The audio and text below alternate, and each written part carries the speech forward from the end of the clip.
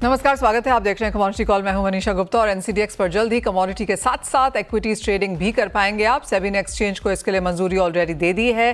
क्या है एनसीडीएक्स की प्लानिंग, क्या है तैयारी और कब से शुरू होगी इक्विटीज ट्रेडिंग, ये सब बताने के लिए हमारे साथ मौजूद हैं एनसीडीईएक्स के एमडी एंड सीईओ अरुण रास्ते। अरुण जी नमस्कार एंड कंग्रेचुलेशन। और ऑफकोर्स सेबी की तरफ से ये मंजूरी तो काफ़ी पहले ही आ गई थी, लेकिन आपसे ये जानना चाहते हैं कि इस तरफ अब किस तरह का काम जारी है। धन्यवाद मनीषा जी। नहीं, सभी की तरफ से बहुत पहले नहीं आई, जस्ट अबाउट एक हफ्ते पहले आई है हमारे पास। देखिए, हम कमोडिटीज में काफी सालों से काम कर रहे हैं सिंस इंसेप्शन, और अब हमारी कोशिश रहेगी कि हम पहला ऐसा एक्सचेंज बने जो कमोडिटीज और डेरिवेटिव इक्विटीज दोनों एक साथ करता हो। तो अगर हम सक्सेसफुल हो गए तो दुनिया में एक अलग सी मिसाल हो जाएगी, और इसलिए हमने कोशिश की कि हम इक्विटीज में आए, इक्विटी डेरिवेटिव्स में आए और कमोडिटीज को बरकरार रखें जैसे हम कर रहे हैं, और उसको भी बढ़ाएं। तो ये हमारी पहल रहेगी। जो सेबी अप्रूवल है अरुण जी, और जो इसके साथ अब यहाँ पर काम हो रहा है वो क्या है? किस तरह से फंड जुटाने की यहाँ पर तैयारी है? किस तरह की आप वैल्यूएशन देखते हैं टू बिगिन विद? देखिए, अगर आप किसी भी एक्सचेंज की नए सेगमेंट की शुरुआत करना चाहते हैं तो उसमें 3 चीज़ों की जरूरत पड़ेगी। पहली होगी सिस्टम या टेक्नोलॉजी, दूसरी होगी ह्यूमन रिसोर्सेज, और तीसरी होगी फंड्स। तो सिस्टम एंड टेक्नोलॉजी में मैं आपको बता दूं कि हम पिछले 10 साल से करीब MIT, जो लंदन स्टॉक एक्सचेंज ग्रुप की एक संस्था है, उनकी सब्सिडरी है, उसकी टेक्नोलॉजी यूज़ कर रहे हैं, और हमें कोई उससे परेशानी कभी हुई नहीं है। तो हमने LSEG से बात की है और उनसे हम कोशिश करेंगे कि बहुत जल्द, हमें अगले हफ्ते ही हम उनसे मिल रहे हैं। LSEG में की जो टेक्नोलॉजी है आज की तारीख में करीब 17 एक्सचेंज में दुनिया भर में चल रही है, जैसे ब्यूनस आयर्स, जैसे लंदन में, कोलंबो में, हमारे यहाँ कमोडिटीज में चल रही है। तो उस टेक्नोलॉजी को हम कंटिन्यू करेंगे यूज़। उससे MIT की तरफ से हमें कुछ इंडिकेशन मिले हैं, टाइम वो डिज़ाइन स्टडी करना चाहेंगे, क्योंकि इक्विटीज एक नया सेगमेंट है जो हम शुरू करना चाह रहे हैं। हमारी जो रिक्वायरमेंट होती है, हमारी रेगुलेटरी रिक्वायरमेंट जो होती है, बाकी देशों की तुलना में थोड़ी अलग होगी, तो उसका जो कस्टमाइजेशन करना पड़ेगा वो MIT के साथ, लंदन स्टॉक एक्सचेंज ग्रुप के साथ मिलकर हम उसको शुरू करेंगे। वो पहली चीज़ हुई। दूसरी ये हुई कि जैसे हम कमोडिटी में, हमारे यहाँ कभी लिस्टिंग नहीं होती थी, ठीक है, तो हमें एक नया डिपार्टमेंट बनाना पड़ेगा लिस्टिंग के लिए। हमारे पास कमोडिटीज में को लोकेशन नहीं होता था, तो हमारे को लोकेशन भी करना पड़ेगा। तो उनकी तैयारियां साथ में करनी पड़ेगी MIT सिस्टम के साथ।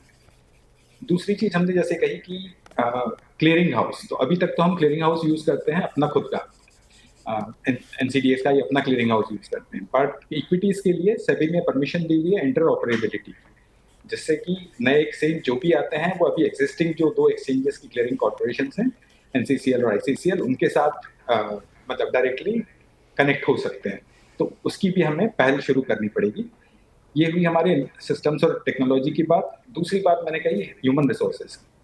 तो हमारे लिए एक बहुत अच्छी चीज़ है, ये है कि हमारा एक रनिंग एक्सचेंज है, और सेबी ने हमें स्टॉक एक्सचेंज की बहुत पहले से हमें टर्म कर दिया था स्टॉक एक्सचेंज। इसलिए आज की तारीख में जो भी इक्विटी एक्सचेंज के लिए जो रेगुलेशंस हैं, सर्विलेंस और रिस्क की जो रिक्वायरमेंट होती है, वो हमें भी एप्लीकेबल होती है। तो जबकि हम कमोडिटीज करते हैं, फिर भी इक्विटी एक्सचेंज से रिलेटेड जितनी भी कंप्लायंसेस है वो हम आज की तारीख में पूरी करते हैं।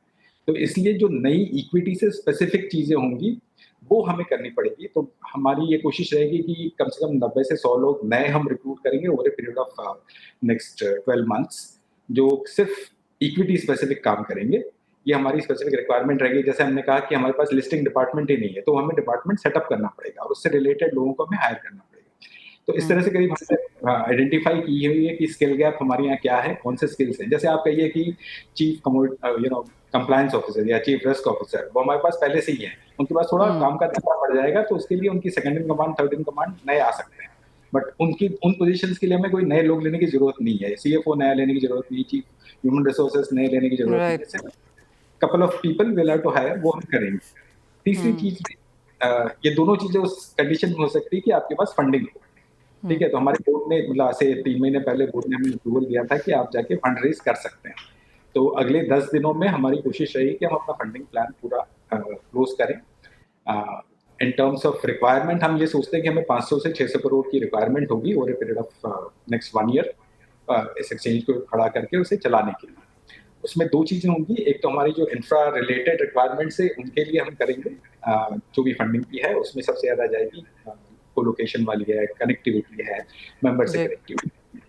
तो उसके लिए 500 से 600 करोड़ हम लोग मार्केट से उठाने की कोशिश करेंगे, जिसके लिए हमारे बोर्ड ने हमें अप्रूवल दिया हुआ है। नाउ दो चीजें हमारे साथ बहुत अच्छी मतलब चल सकती है। जैसे सभी की रिक्वायरमेंट्स क्या है, आपने ये पूछा मुझसे। तो सभी की बेसिकली रिक्वायरमेंट होती है कि आपके पास 25 मेंबर होने चाहिए। आज की तारीख में हमारे पास 113 ऐसे मेंबर्स हैं जो इक्विटी और कमोडिटी दोनों करते हैं। तो वो ऐसी जो बेसिक रिक्वायरमेंट्स है वो तो हम आज की तारीख में पूरी की पूरी कर सकते हैं, उसमें कोई दिक्कत हमें नहीं है। वो अच्छी चीजें हमारे साथ ये भी हैं कि जैसे हमारा डेटा सेंटर है वो टियर 4 पहले से ही मतलब योटा में है, जो हम पहले से ही उसको शिफ्ट कर चुके हैं। तो हमें कोलोकेशन के लिए या मेंबर्स को कनेक्टिविटी के लिए हमें कोई दिक्कत नहीं होगी, क्योंकि डेटा सेंटर आज हमारे अंदर हमारी प्रेमाइसेस में नहीं है, it is already on the outsource locality. जी तो हमें उसमें कोई हमें परेशानी नहीं होगी। तीसरी चीज सेबी ने हमें ये कही है कि आप हम जो आपका कमोडिटीज है उसको रिवाइव करिए या उसको स्ट्रेंथन करिए। तो हमारा तो बेसिक यही है कि हम, जैसे मैंने शुरुआत की कि कमोडिटी और इक्विटी हम दोनों चलाना चाहते हैं। हम उस तरह का यूनिक एक्सचेंज बनना चाहते हैं जो कमोडिटी और इक्विटी दोनों को साथ लेके चले। और बेसिक मतलब फिलोसफी हमारी ये है कि हम कमोडिटी में शुरू में, एग्री कमोडिटी में हमारी 99% शेयर है, तो हम गाँव से जुड़े हुए हैं, भारत से जुड़े हुए हैं। जी और अगर आप पिछले कुछ सालों में अगर ट्रेंड देखेंगे तो आज की तारीख में अगर आप देखते हैं, जैसे जस्ट लास्ट ईयर करीब 2.5 करोड़ 2.3 करोड़ लोग इक्विटी मार्केट से जुड़े हुए हैं। ठीक है, आज की तारीख में करीब 20 करोड़ लोग जुड़े हुए हैं। अगर आप इंडिया अगले 40 साल में देखते हैं, जैसे हम डेमोग्राफिक डिविडेंड कह रहे हैं, 25 से 65 वाला जो एज ग्रुप है, जो इनकम जनरेटिंग एज ग्रुप होता है, तो हमारी पॉपुलेशन का करीब 50% ये वाला एज ग्रुप होने वाला है। उसमें हमें फायदा क्या है कि हर साल अगर 2 करोड़ नए इन्वेस्टर्स आते हैं, उसमें से मुश्किल से मतलब आज की तारीख में ऐसा है कि करीब 16 से 21% पॉपुलेशन हमारी सिर्फ इक्विटीज मार्केट में। अगर आप यूनाइटेड स्टेट्स को देखेंगे, करीब 55% जो पॉपुलेशन है वो इक्विटी मार्केट में इन्वेस्ट करती है। अदर कंट्रीज जो डेवलप कंट्रीज है उसमें एनीवेयर बिटवीन 25 से 50% तक लोग इक्विटी मार्केट में इन्वेस्ट करते हैं। हमारे यहाँ क्या करते हैं, लोग सोना खरीदते हैं या जमीन में गाड़ के रखते कर हैं देते हैं या एब्सोल्युटली। फिक्स डिपॉजिट बनाते हैं और फिक्स अरुण जी एक और चीज़ जो यहाँ पर जानना चाहेंगे वो ये कि कितना टाइमलाइन है यहाँ पर इस इक्विटी सेगमेंट को अप एंड रनिंग करने के लिए, अब आपके पास आपने क्या सेट किया है? देखिए, टाइमलाइन तो कुछ भी सेट कर सकते हैं। ऑनेस्टली हम आपको ये बताएं कि अगले साल अगर आप मुझे इस वक्त बात करेंगे तो जरूर हम लोग इक्विटी मार्केट, हम आपसे बात नहीं करेंगे, हम इक्विटी वालों से बात करेंगे सीएनबीसी में। ऑल राइट, तो अगले साल अरुण जी मुझे थ्रेटन कर रहे हैं। आपसे तो करते ही रहेंगे, क्योंकि हम कमोडिटी मेरे पास रहेगा तब हम दोनों से बात करेंगे। Arun ji many congratulations and of course हम वो सारी टाइमलाइंस यहाँ पर वॉच भी करेंगे और बहुत शुक्रिया हमारे साथ आज यहाँ पर डिटेल में एक्सक्लूसिवली सीएनबीसी आवाज़ पर बात भी करने के लिए। वेल इसी के साथ एक ब्रेक का समय है, लौटेंगे तो बात करेंगे कुछ और इक्विटीज़ पर।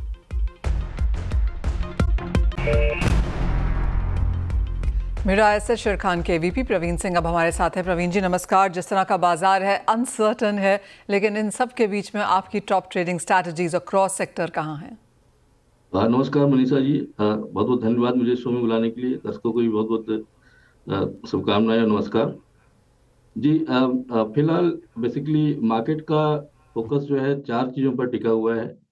पहली है यूएस रसिया डील जो कि यूक्रेन वॉर को लेकर है, और दूसरी है यूएस चाइना की डील, बेसिकली जो ट्रुथ है वो शायद एक्सटेंड हो सकता है, और तीसरी चीज़ है यूएस का सीपीआई डेटा जो है वो 12 अगस्त को आने वाला है, और चौथी जो इम्पोर्टेंट चीज़ है, फैक्टर है, वो ये है कि अगस्त 21 से जो है जैक्सन होल सिम्पोजियम स्टार्ट होगा। तो मार्केट का सारा फोकस जो है बेसिकली यूएस के रेट कट और टैरिफ टेंशंस को लेकर बना हुआ है। टैरिफ डील्स भले ही हुई हैं, लेकिन जो है ट्रेड टेंशंस जो है बने हुए हैं। इस कंडीशन में जो सबसे स्ट्रॉन्ग कमोडिटी मुझे लगती है वो है गोल्ड। और गोल्ड में एक बार जो है अगर वो 3420 जो कि उसका ट्रेंड लाइन रेजिस्टेंस है 4 महीने पुराना, अगर वो निकलता है तो 3450 तक जो है वो जा सकता है। तो उसको डिप में बाइंग करना चाहिए, और अच्छा स्टॉप लॉस जो है स्पॉट डॉलर के टर्म्स में जो है 3347 का है।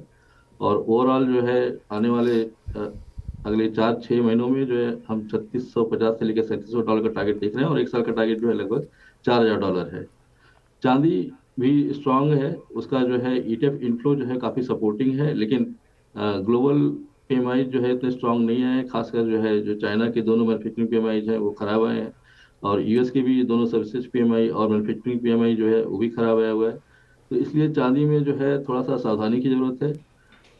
चांदी को बढ़ने के लिए बेसिकली दो चीज़ों की जरूरत होगी, एक तो जो है गोल्ड अच्छा परफॉर्म जी। करे, दूसरा जो है रिस्क सेंटीमेंट बना रहे। तो 37.5 के स्टॉप लॉस से जो कि सर्टेनली रखना चाहिए, तो उससे जो है बाई कर सकते हैं उस आप, और जो है टारगेट जो है लगभग 38.75, और जो है अगर जो है गोल्ड जो है 3450 निकाल देता है तो उसका निश्चित में चांदी जो है जो आपका ऑल टाइम हाई है, सॉरी नियर टर्म जो हाई बना था जी 39.53 का, यानी कि $1,18,000, 1,18,000 रुपए तक जो है जा सकता है। जा सकता है।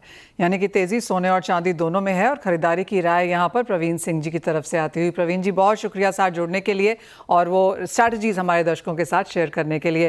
वेल इसी के साथ फिलहाल कार्यक्रम में इतना ही समय है, हम लेकर आएंगे आवाज समाचार।